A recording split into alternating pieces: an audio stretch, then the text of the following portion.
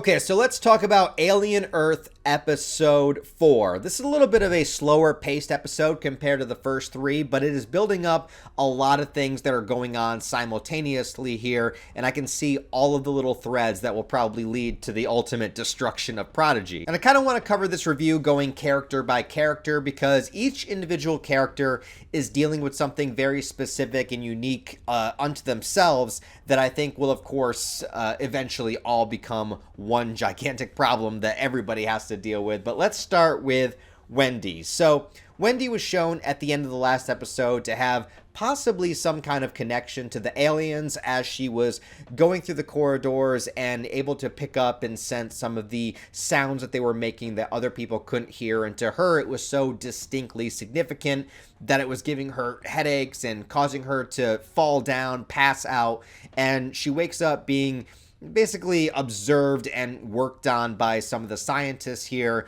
They've tuned down her hearing so they can't hear anything that they're saying, and it really goes to show that no matter how capable and powerful Wendy may be, she still is technically a product of Prodigy and of Cavalier, so they can essentially do whatever they want to her, which is kind of a weird, creepy thing the more that you look into it. And the more that I look into these characters, these children that have been put into adult bodies and forced to go on missions and forced to live on this island, this little area away from people, been told that they've been killed or that they're not around anymore, it really just gets creepier and creepier, especially with the amount of manipulation that happens to them. And I've been saying since the first episode, it really feels like they're building up child soldiers or just this these entities that they can truly control and manipulate and groom and turn into whatever they want them to turn into. It is not the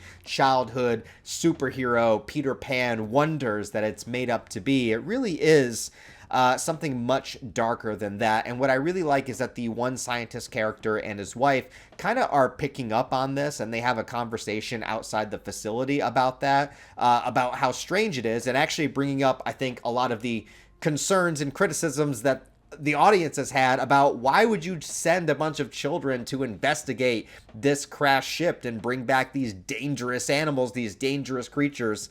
And he's starting to wonder, the scientist is starting to wonder, like, what is Cavalier's actual goal with this? Because it's getting to the point where it doesn't even feel like science anymore. It feels like somebody creating utensils, soldiers, items that they can just, tools, that they can just use however they want to. When you remember that this world that we're exploring on Alien Earth is essentially run by corporations instead of governments. There's 5 major corporations that have control of the entire world. We know about 2, Weyland-Yutani, that we're very familiar with from the movies, and now Prodigy. There's 3 others out there, and this has been this giant turn in the world and how everything is run now in this futuristic setting where these corporations just have the rule of the land. And it seems to be, obviously, that the more power you have, the more control you have, the more that you can put your influence into things, sometimes literally here with creating these synthetic bodies and putting these malleable minds inside of it. Well, then ultimately the more power you're going to get, and you could get more power over that than you maybe could a regular android or a cyborg or anything that anybody else has come up with. And on top of that, now Prodigy also has all of these extraterrestrial creatures that they can run all of these experiments on and build themselves up even further.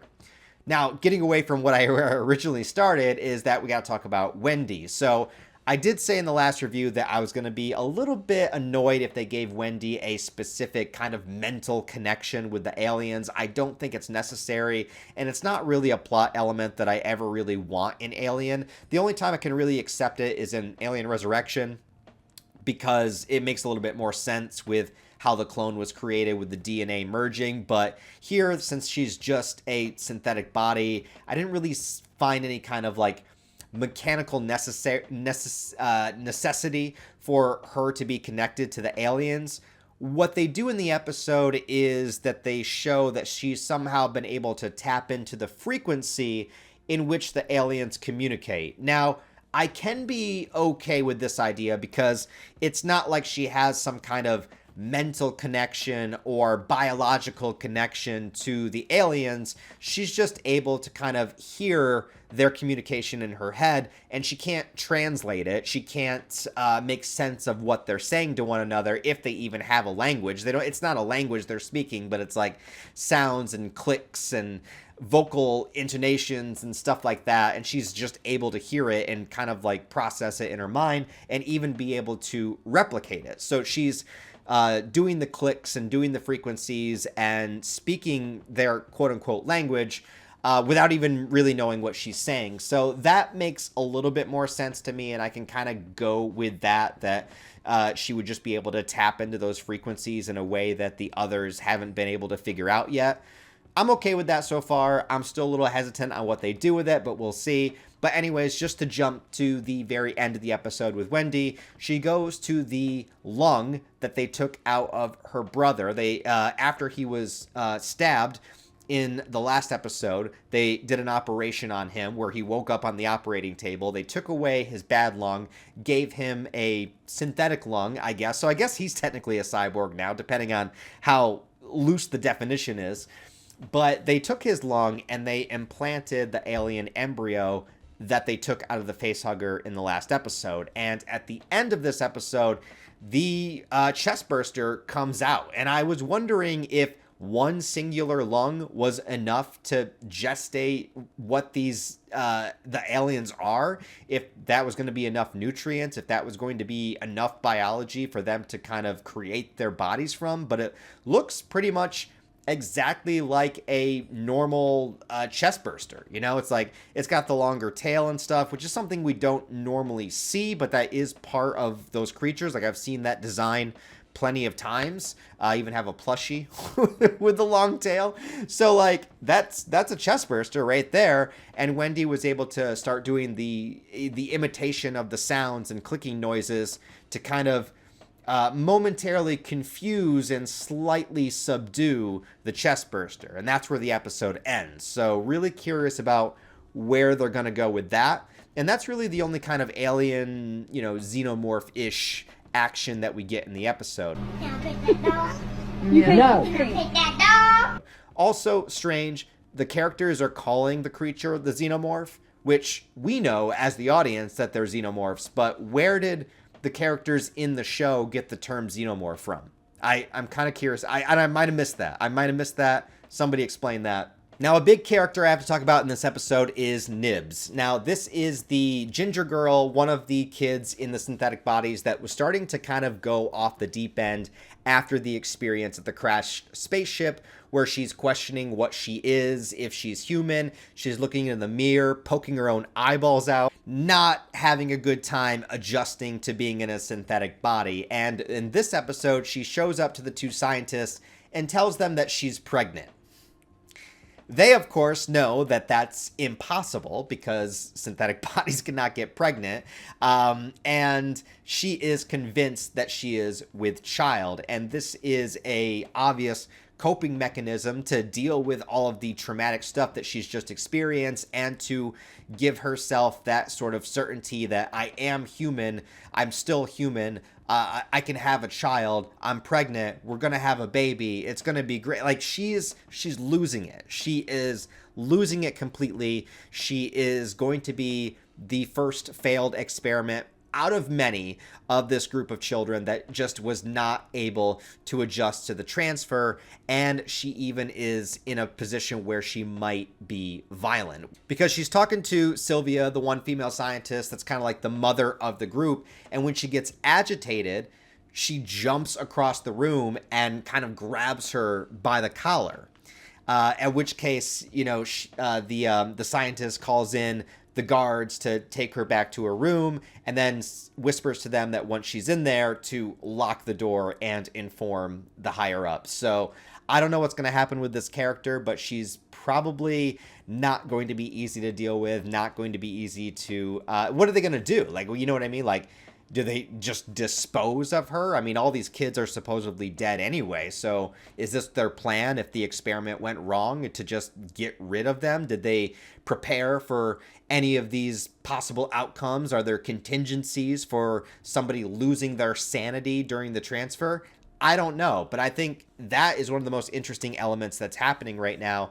And so far, that these kind of fallouts of what's happening to some of these kids is turning out to be the most interesting part of the show for me. I think both the stuff with Nibs that I was not expecting at first, and also stuff happening with Slightly as he's communicating with Morrow. So Morrow has direct access into his mind where nobody else can hear him except Slightly himself, and it is just, once again, this massive manipulation of, telling a kid like, hey, aren't you my friend? Friends do favors for each other, right? I need you to do this thing for me. And throughout their conversation, he's able to manipulate Slightly into giving him his real name. And at first you think, oh, that's just because I want to be your friend and friends tell each other their names, right? Well, no, it was actually so he could look him up and go to his mother's house and directly threaten his family when Slightly refuses to do the favor that he asks. Morrow is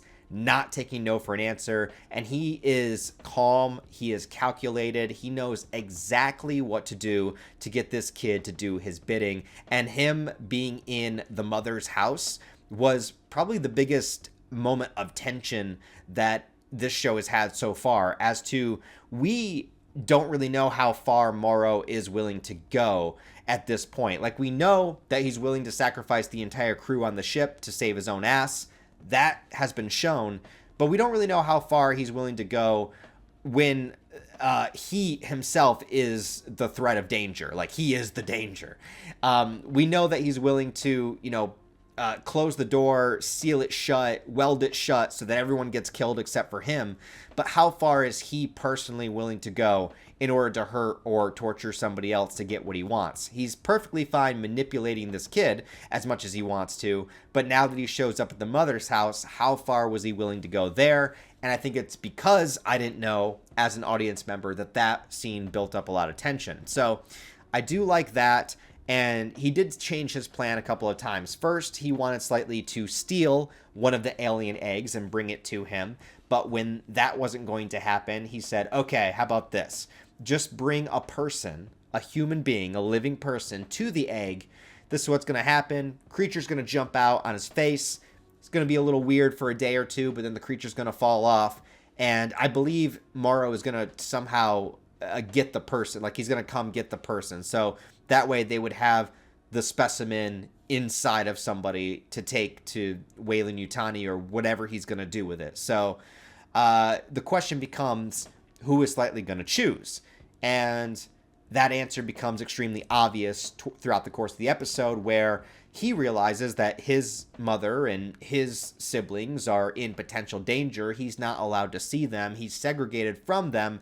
And here at this facility, well, Wendy is just able to freely hang out with her brother. Why is he allowed here? Why is nobody else allowed here? How come she gets to have her siblings? And there's that jealousy, which I think is also amplified because he's a child, so it's going to be a different type of jealousy. He's not going to see the logistics of the reason why the brother is there because of the situation on the ship and, bringing him in to give him the transplant and everything. He's not going to look at it in any kind of logical way. He's going to look at it as this is not fair. This is unfair. If it's like this for this person, I want it to be like this for me. It's not like this for me. Therefore, I'm pissed about it. Just younger logic, right? And that works really well for the characters that the show is building, and makes sense that now Wendy's brother is going to be his target. And if he is, he better not have any plot armor to survive any more alien encounters. That's all I'm going to say. He had enough in episode 2 and 3. If he gets a face hugger on him, it better be game over, all right? It better be game over at that point. We also get the continuation of Kirsch performing experiments, and there is a little bit of tension between Kirsch and Cavalier, where he tells him to get out of the room and go push more buttons or whatever, and I still wonder what they're going to do with Kirsch, because he seems like there's so much potential there with that character, but he just has not done enough. The most he's done is the confrontation he had with Morrow on the ship. And you see that he actually is observing Slightly. So he knows that he's talking to somebody, probably assumes that he's talking to Morrow. So if there's any kind of interception with that, with the facehugger incident, if that comes to pass, then Kirsch would probably be the only person that would be able to stop it. So we'll see what happens there. But with the actual experiments that they were doing, we see the little eyeball alien again. And this is, in the trailers, we've seen this sheep just kind of hanging out in the facility. And what was going to happen to the sheep?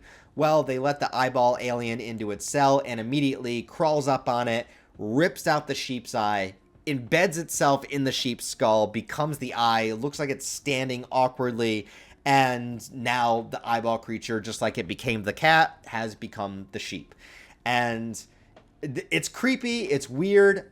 I like the imagery of it. And it also makes me think what would happen and what will happen, because this has to be an inevitability that we see the eyeball creature go into a person. Like, it has to happen. There's no way they're building up this other creature besides the xenomorph to not have that happen at some point. And we keep seeing it getting to something bigger. First it was the cat, now it was the sheep.